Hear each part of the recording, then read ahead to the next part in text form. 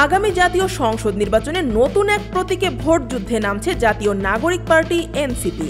দলটি জানিয়েছে তারা এবার শাপলাকলি প্রতীক নিয়েই মাঠে নামবে।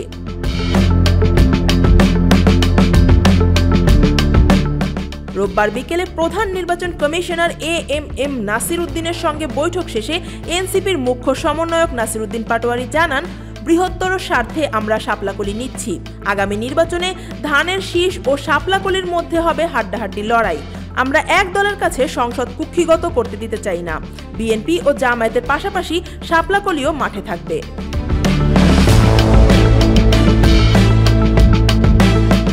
পাটোয়ারি আরও বলেন, আগামী জাতীয় নির্বাচনে এনসিপি ৩০০ আসনে প্রার্থী দেবে। তবে ইসির ভূমিকা নিয়ে কিছুটা অসন্তোষ প্রকাশ করেছেন তিনি।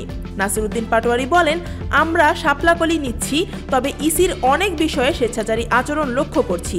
আমরা বিএনপির চাঁদাবাজির অংশ হতে চাই না, সন্ত্রাস ও দুর্নীতি থেকে দূরে থাকতে চাই।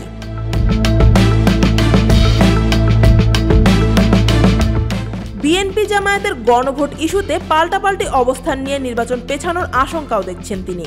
তবে এনসিপির লক্ষ্য যেভাবেই হোক নির্বাচনে অংশ নেওয়া এবং সুষ্ঠু ভোটের পরিবেশ তৈরি করা। নির্বাচনের আগে রাজনৈতিক অঙ্গনে নতুন রং যোগ করেছে শাপলাকলি। এখন দেখার বিষয় ভোটের মাঠে এই নতুন প্রতীক কতটা আলোড়ন তোলে। News desk, Dhaka watch.